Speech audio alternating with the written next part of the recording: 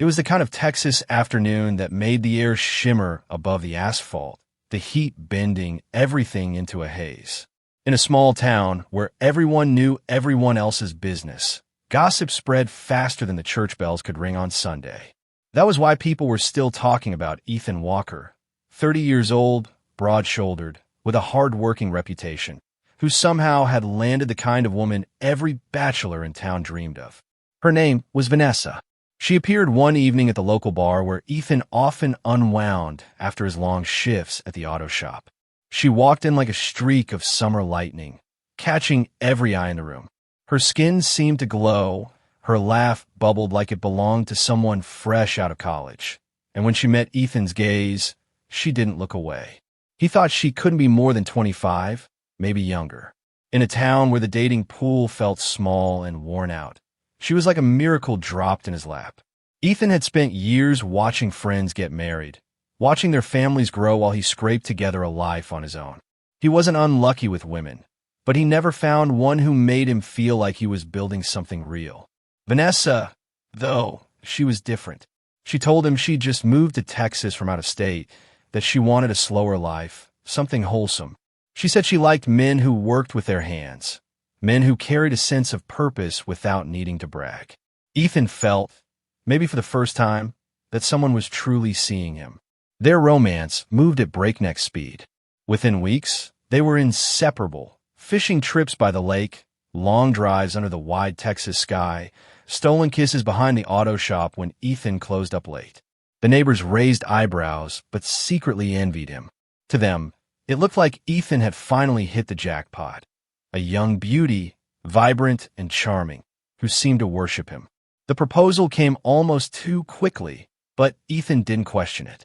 One night, under the dim glow of fairy lights he strung across his porch, he dropped to one knee with a simple silver ring.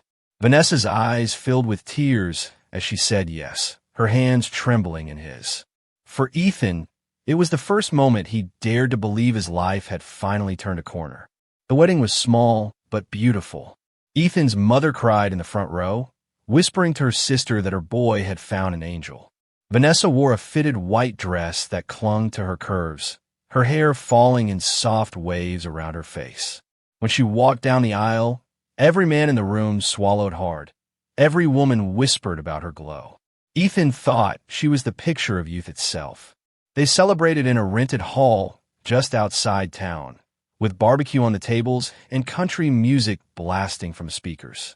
Ethan couldn't stop smiling as he twirled his new bride on the dance floor.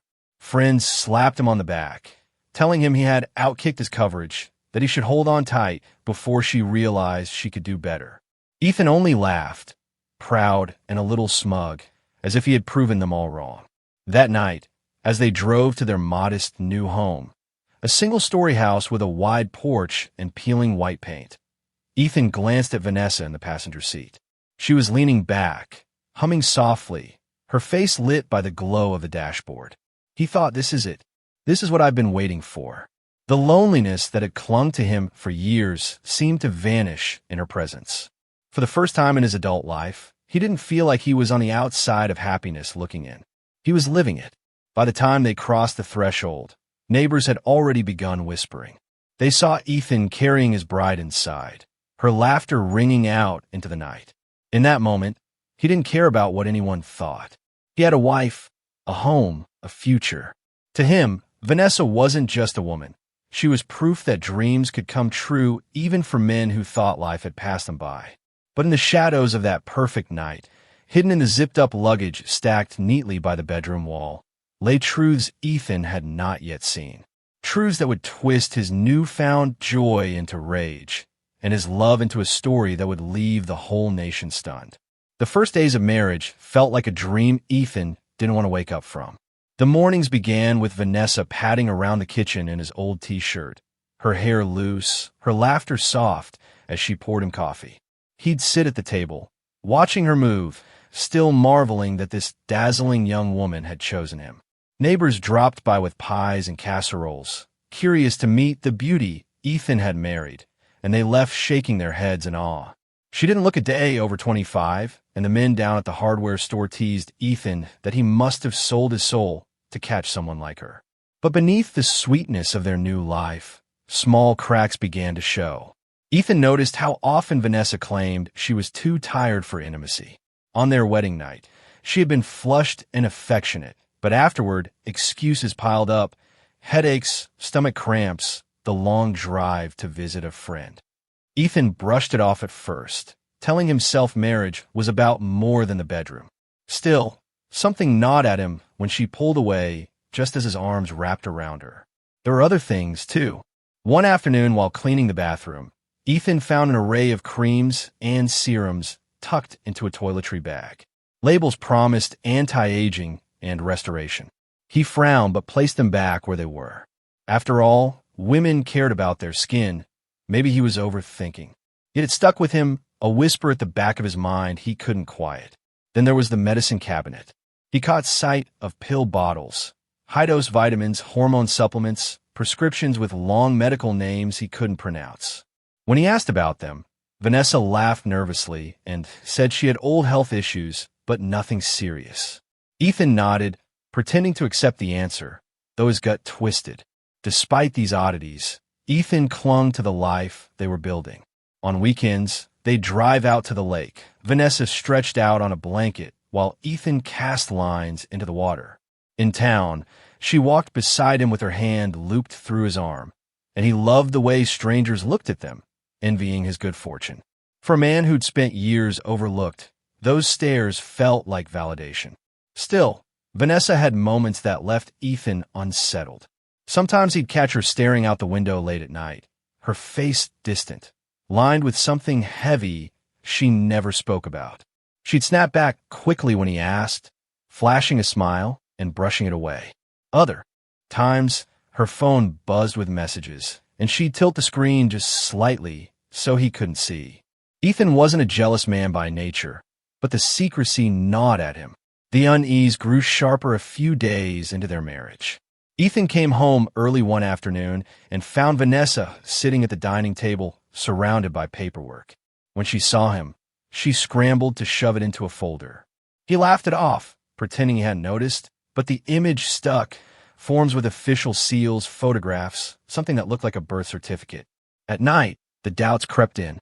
Ethan lay awake, watching Vanessa's silhouette in the moonlight, wondering why she seemed to carry so many secrets. Why did she avoid talking about her past? Why did she never mention family? She brushed off questions with vague answers. Her parents were gone. Her siblings lived far away. Her friends didn't matter. He wanted to believe her, but the more she dodged, the more the silence weighed on him. The town, of course, had its own theories. Over beers at the bar, Ethan's friends ribbed him. Man, women that hot don't just show up in places like this. You sure she ain't hiding something? Ethan laughed it off in public, but brooded in private. He hated that they planted the same seeds of doubt already growing in his chest. On their 5th day as husband and wife, Ethan offered to unpack some of Vanessa's things. She waved him off with a bright smile, saying she'd take care of it. But later, when he walked past the spare bedroom, he saw her kneeling by a suitcase, hurriedly zipping it shut as though guarding a treasure chest.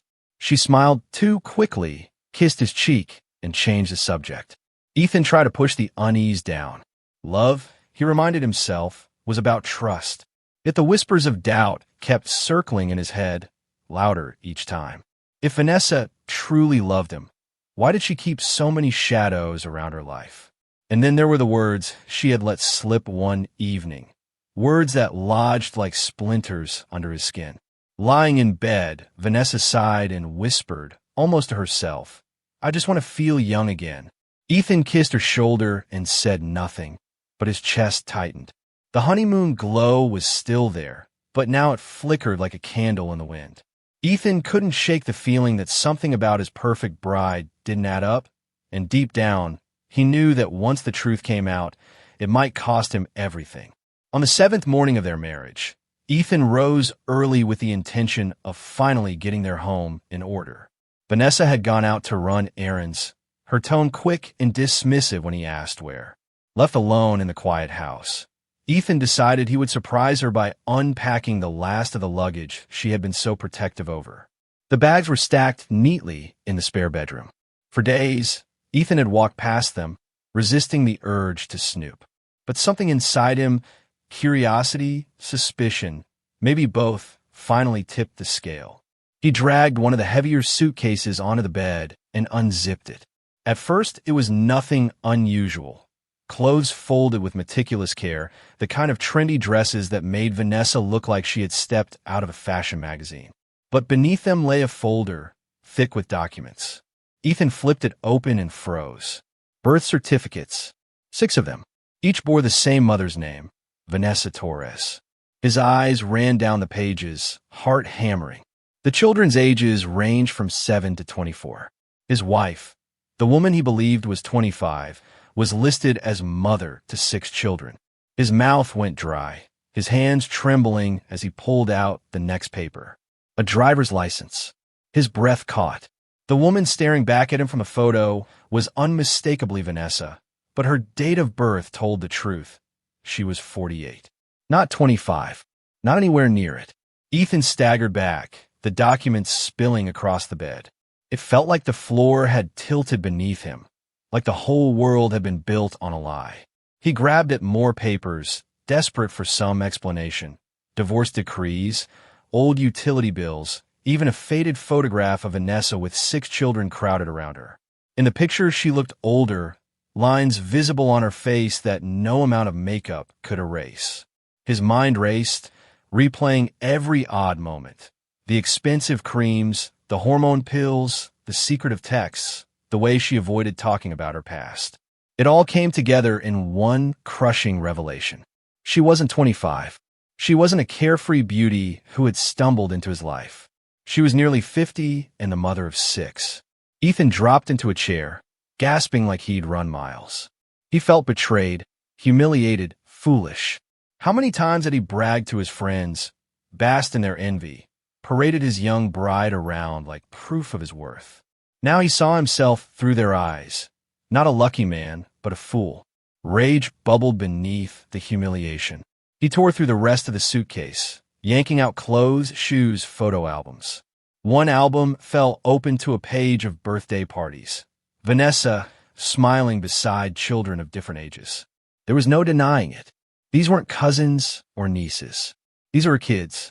By the time Vanessa returned, Ethan was pacing the living room. The incriminating documents spread across the coffee table like evidence in a trial. She walked in carrying grocery bags, her smile faltering the moment she saw his face. "What's wrong?" she asked, her voice too light, too cautious. Ethan's jaw clenched. He grabbed the driver's license and shoved it toward her. "You want to explain this?" Vanessa froze. The color drained from her face. For a moment, she looked like she might bolt for the door, but instead she set the bags down and whispered, "Ethan, please." "Don't please me," he snapped, his voice cracking.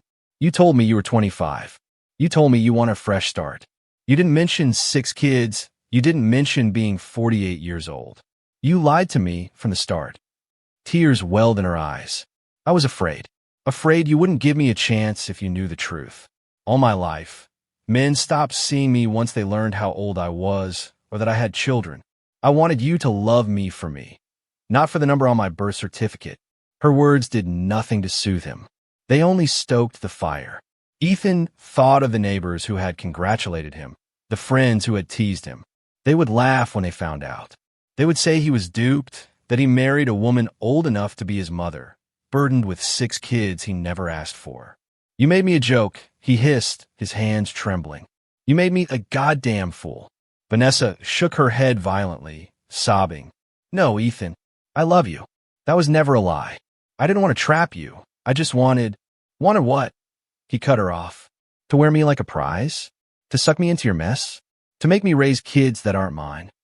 The argument spiraled, voices rising until the walls shook with it. Vanessa dropped to her knees, clutching his hands, begging him to see her heart rather than the lie. But Ethan's eyes had gone cold, his chest tight with humiliation and fury. In that moment, he wasn't looking at the woman he had danced with under fairy lights, or the bride he had carried across the threshold.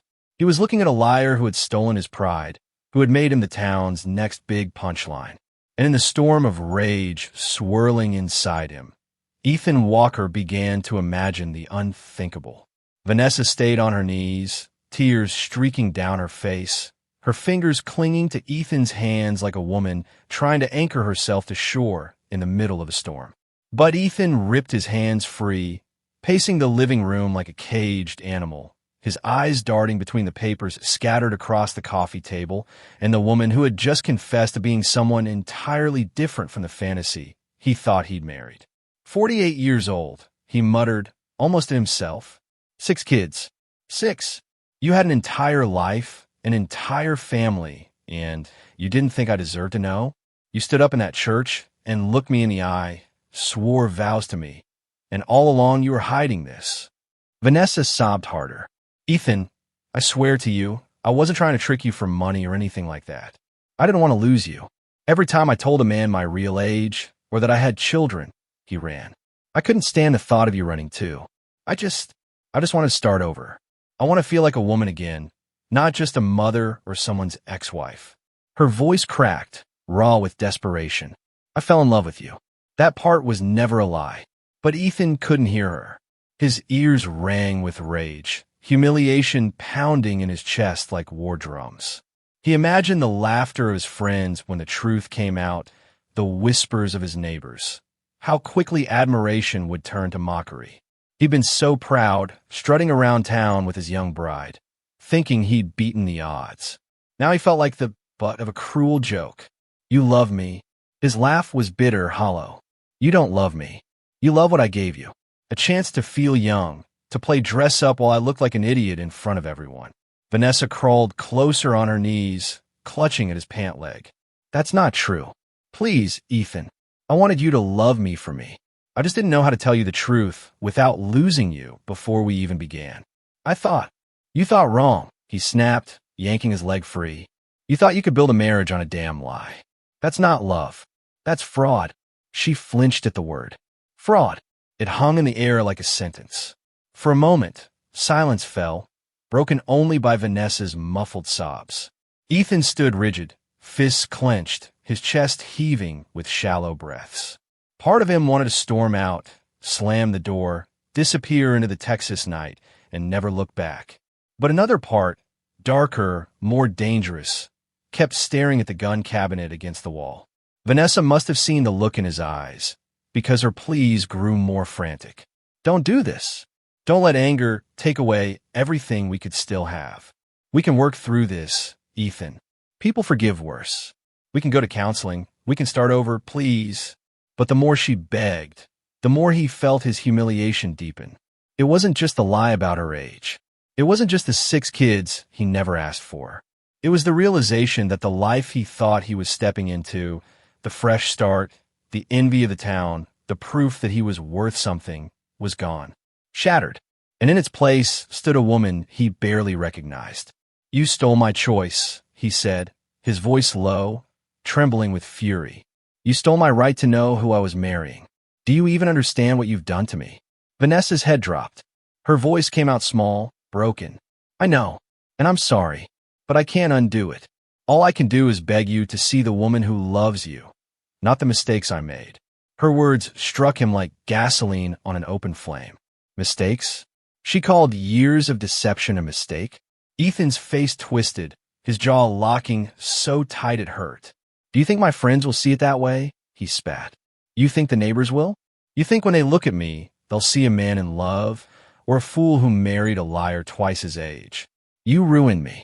Vanessa rose shakily to her feet, her mascara smeared, her hands trembling as she reached for him. Ethan, please. I can't lose you. I've already lost so much. I'll introduce you to my children. You'll see they're good kids. They'll love you. We could be a family. But the word family hit Ethan like a bullet. Family. He hadn't signed up for 6 kids who weren't his. He hadn't signed up for lies, for whispered jokes behind his back, for a wife who would someday look like his mother while he was still in his prime. His vision blurred with rage, with shame he couldn't swallow. No, he growled. We'll never be a family. Not after this. Vanessa's face crumpled. She stepped forward, hands outstretched, but Ethan shoved her back. She stumbled against the coffee table, knocking papers and photo albums to the floor. Pictures of her children scattered across the carpet.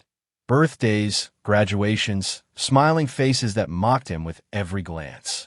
"I gave you my name," Ethan shouted, his voice cracking. "And you gave me lies." The sound echoed through the house, bouncing off the walls of their supposed marital bliss. Vanessa covered her mouth with both hands, sobbing so hard she could barely breathe. Ethan stood over her, shaking, his chest heaving like a man standing on the edge of a cliff. And in that moment, as Vanessa tried one last time to whisper through her tears, "I only wanted to be loved," Ethan's fury hardened into something unyielding. The truth had been dragged into the light, but the damage was already done. Whatever chance they might have had died in that living room, buried under the weight of betrayal, shame, and a rage that was quickly becoming impossible to control. The night stretched heavy over the small Texas house, pressing down on the walls until it felt like the rooms themselves might split apart.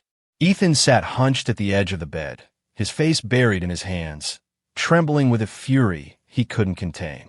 In the corner, Vanessa sat curled up on the floor, her back pressed against the dresser, her cheeks streaked with tears. She had begged until her voice was hoarse, but Ethan had grown quieter and quieter, quieter in that dangerous way, like a storm pulling back before it hits with full force. The papers still littered the living room, a battlefield of lies. 6 birth certificates, divorce records, photos of smiling children that weren't his. Every time Ethan closed his eyes, those images taunted him, stabbing at his pride, his dignity.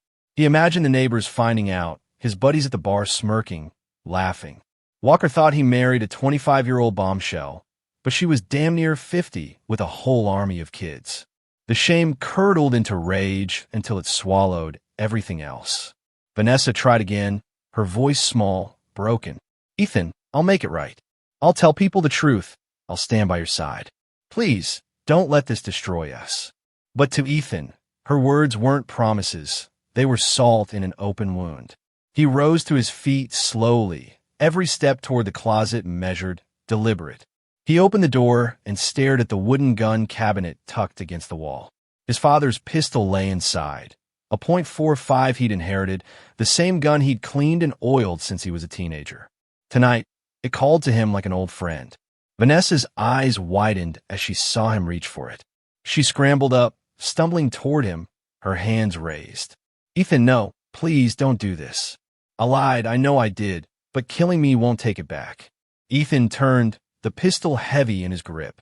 His chest heaved, sweat dripping down his temples. "You think this is just about a lie? You made me a fool. You stole my choice. You dragged me into your mess, and now the whole world will know what a damn joke I am." "I never meant to hurt you," she screamed, pressing herself back against the wall. "I loved you. That's all I ever wanted, to be loved." Her voice cracked, breaking under the weight of desperation. But Ethan's vision had tunneled, the pounding of his heartbeat drowning out everything else. He raised the pistol, his hand shaking, and, for a split second, Vanessa thought she saw hesitation. She thought maybe the man who had once carried her across the threshold would come back to her. But then the first shot rang out. The bullet tore through the silence, slamming into the wall inches from her head. Vanessa screamed and dropped to her knees, covering her face. Ethan's hand jerked, rage spilling over into madness. The second shot struck her shoulder, spinning her against the dresser. She gasped, clutching the wound, her eyes wide with disbelief. "Ethan!" she cried, blood staining her white nightgown. "Stop, please. We can fix this."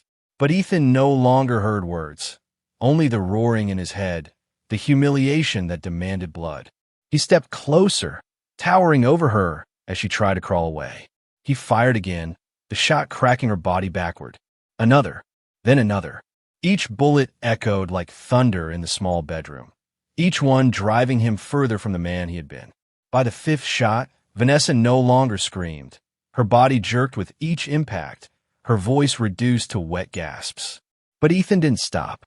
He kept pulling the trigger, emptying the magazine until the gun clicked, the sharp scent of gunpowder filling the room, smoke curling in the air like a grim halo. 10 shots, 10 holes punched into the woman he had married less than a week ago. Silence fell, broken only by Ethan's ragged breathing. He dropped to his knees, staring at the carnage. Blood spattered the dresser, the walls, the wedding photo still sitting on the nightstand. Vanessa's body lay twisted on the floor, her eyes glassy, her mouth frozen in the shape of a plea that would never be answered. Ethan's hands shook violently as he stared at the gun. The enormity of what he'd done pressed in on him, but instead of regret, what he felt first was a hollow, eerie calm. The humiliation was gone, burned away in the fire of violence. What remained was an emptiness so deep it scared him. Outside, a dog barked in the distance. Then another. Lights flicked on in the neighbors' houses. Someone had heard the shots. Ethan sank back against the bed, the pistol slipping from his bloody hands. He buried his face in his palms, rocking slightly as sirens began to wail somewhere far off, growing closer by the second. The honeymoon was over. The fantasy was dead. And Ethan Walker sat in the ruins of it all, his bride's body cooling at his feet as the flashing red and blue lights closed in. The flashing red and blue lights painted the white clapboard house in a surreal glow. Neighbors in pajamas and robes stood on their lawns, whispering and pointing as Madison. County deputies stormed up the porch. Inside, the smell of gunpowder hung thick in the air, clinging to the curtains and walls. They found Ethan sitting on the bedroom floor, his back against the bed frame, the pistol lying beside him. His shirt was soaked with sweat, his hands sticky with blood. He didn't resist. When the first deputy shouted, "Hands where we can see them," Ethan lifted his trembling arms without a word, his face blank, his eyes glazed over like he was watching himself from far away. And then their flashlights fell on Vanessa. Her body sprawled across the floor, riddled with bullet holes. Her white nightgown turned crimson. The deputies paused, even hardened men struggling to breathe in the sight. 10 bullet wounds, close-range execution. It wasn't a heat-of-the-moment shove, not a single shot fired in panic. This was rage unleashed, merciless and final. One officer muttered, "Jesus Christ," as they cuffed Ethan and let him out. The crowd outside gasped when they saw him, his head bowed, his face lit in the strobe of police lights. For weeks they'd envied him. Now they whispered like he was a monster walking among them. At the sheriff's office, Detective Raymond Cole sat across from Ethan in the interrogation room. A camera recorded everything, the clock ticking above their heads. Ethan's hands twitched against the cold metal table, his jaw tight. Detective Cole spoke softly, like a man coaxing a confession. "Ethan, you want to tell me what happened tonight?" For a long time, Ethan said nothing. Then his voice cracked. "She lied to me." Cole leaned in. "About what?" "Her age. Her kids. She told me she was 25. She's 48. She's got 6 kids." "6?" His voice broke into a laugh that wasn't laughter at all. It was the kind of sound that came from a place where sanity had already snapped. "She made me a joke. I couldn't let her do that to me." Cole stared at him. "So you shot her?" 10 times. Ethan didn't look up. "She deserved it." The detective's stomach turned. He'd heard every excuse in the book, but this one was soaked in raw pride, in the kind of toxic rage that turned lies into death sentences.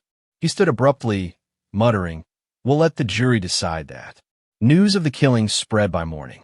Local TV stations parked outside the Walker house, their cameras zooming in on the crime scene, tape flapping in the wind. The words "marriage, deception, murder" scrolled across screens from Dallas to Houston. Reporters leaned into microphones, their voices tinged with disbelief. A Texas man executed his new bride after discovering she was 20 years older than she claimed, and the mother of 6 children. And then the most heartbreaking moment came. Vanessa's children arrived. The oldest, a young woman named Sophia, 24, stormed into the sheriff's office with her siblings trailing behind her like broken shadows. The youngest clutched a stuffed rabbit, his face pale and confused, not fully grasping that his mother was gone forever. When they were told the details, Sophia collapsed, sobbing so violently she could barely breathe. She just wanted to be loved, she screamed at the cameras later that afternoon. She wasn't trying to hurt him. She gave that man her heart, and he murdered her like an animal. Her words ignited a firestorm of debate across the country. Some sympathized with Ethan, arguing online that Vanessa had manipulated him, deceived him into a marriage under false pretenses. Others were horrified, saying no lie, no matter how deep, could ever justify execution. In the town, the split was just as raw. At the diner, old men shook their heads. Man shouldn't have killed her, but damn, she fooled him bad. At the church, the pastor thundered from the pulpit. Marriage built on deceit is sin, but murder is hell. Meanwhile, Ethan sat in a cell, head bowed, refusing visitors. Jailers said he muttered to himself at night, repeating the same words over and over. She lied. She lied. She lied. Detectives pieced together the timeline. They cataloged the gun, matched it to the bullets in Vanessa's body. They photographed the birth certificates and IDs strewn across the living room, clear proof of the secret she carried. They interviewed neighbors who heard the shots, friends who testified Ethan had bragged about marrying a woman half his age. The case, from a legal standpoint, was airtight. But what no one could quantify was the grief radiating from Vanessa's children. They showed up at the vigil outside her home, holding candles that flickered against the night sky. Their voices shook as they sang hymns their mother used to hum in the kitchen. She was the best mom, one of the younger boys whispered into a microphone. She always told us we deserved love. Why didn't he give her that? That question lingered long after the vigil ended, floating over the quiet Texas town like smoke. By the end of the week, prosecutors had charged Ethan Walker with first-degree murder. No plea deals, no manslaughter considerations. They vowed to pursue the maximum penalty. This was not a crime of passion, District Attorney Lillian Price told reporters. This was an execution, and so the stage was set. On one side, a man claiming he was a victim of deception, his pride shredded by the truth. On the other, a slain woman whose children demanded justice, whose life was reduced to a scandalous headline. The trial ahead promised to be one of the most polarizing in Texas history. But in that moment, in the tears of 6 children clutching each other in the cold courthouse hallway, the real tragedy of the marriage deception murder was laid bare. Lies may break hearts, but pride kills. The courthouse in Dallas was packed wall to wall when the trial of Ethan Walker began. Television cameras lined the steps outside. Satellite trucks idled at every corner. And by sunrise, reporters were already filing live segments with breathless tones. This is the case that has divided America. The marriage deception murder.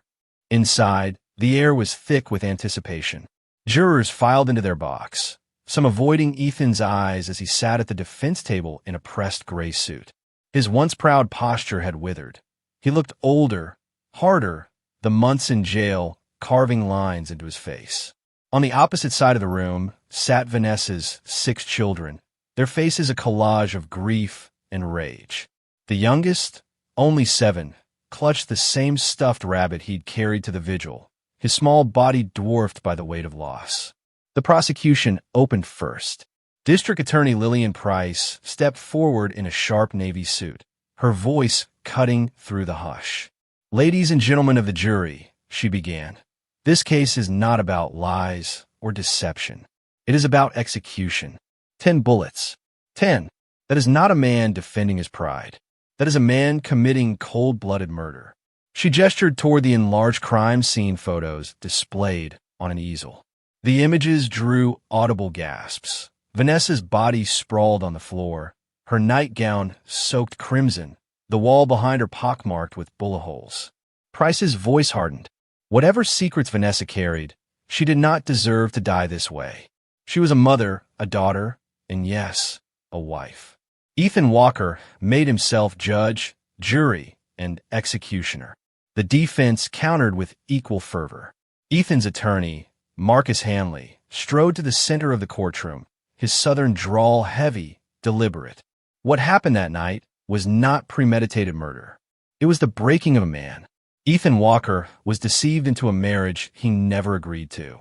He believed he was marrying a 25-year-old woman ready to start a new life. Instead, he discovered he had been trapped into a lie nearly 25 years in the making. Hanley let the words sink in, scanning the jury. Now, I'm not here to say deception justifies death, but I am here to tell you that deception breaks people.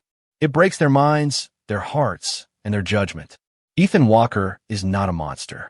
He is a man pushed past the brink by betrayal. The courtroom buzzed with tension. Each day of testimony only deepened the divide. Forensics experts testified about the gun, the bullets, the close range. Detectives recounted Ethan's words the night of his arrest. She lied to me.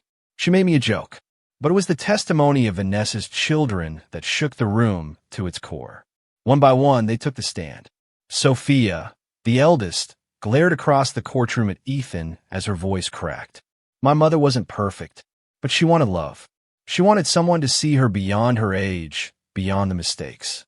And he killed her for it. He didn't just take her life. He stole our future. Our little brother will never remember her smile without remembering how she died. As Sophia broke down sobbing, jurors shifted uncomfortably in their seats. The youngest children clung to each other in the gallery, their cries echoing against the wood-paneled walls. The defense responded with character witnesses for Ethan, co-workers from the auto shop who described him as hard-working, loyal, quiet. Friends who testified how proud he had been of marrying Vanessa, how deeply the truth had shattered him. Hanley hammered the point. This was not cold calculation. This was a man humiliated, betrayed, stripped of dignity, and consumed by emotions none of us can fully comprehend. Yet Price cut through the sympathy with relentless precision. He didn't fire once. He didn't even fire twice. He fired 10 times. He re-aimed again and again until her body was riddled with bullets. That is not a man who lost control for a moment. That is a man who chose death for his wife. Outside, the public devoured every detail. Talk radio callers raged that Vanessa had set herself up for tragedy by lying. Others condemned Ethan as the very embodiment of toxic pride. Social media hashtags trended daily. Hashtag Justice for Vanessa battling against hashtag Ethan the victim. The nation split into 2 camps, each convinced the other was blind to the truth. Through it all, Ethan sat silent, his eyes fixed forward. When he finally took the stand, the courtroom leaned in as though the walls themselves were listening. His voice was low, strained. She lied to me from the start, he said. I thought I found happiness. Instead, I found humiliation. Every time I looked at her after I found out, all I could see was laughter. My friends laughing, my neighbors laughing. I snapped. I just snapped. The prosecutor pounced. Snapped? Or did you decide to silence the woman who embarrassed you?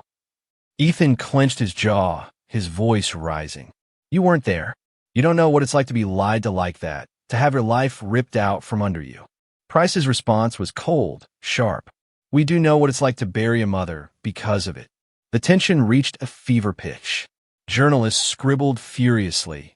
Cameras clicked, and the jury sat stone-faced, absorbing every word.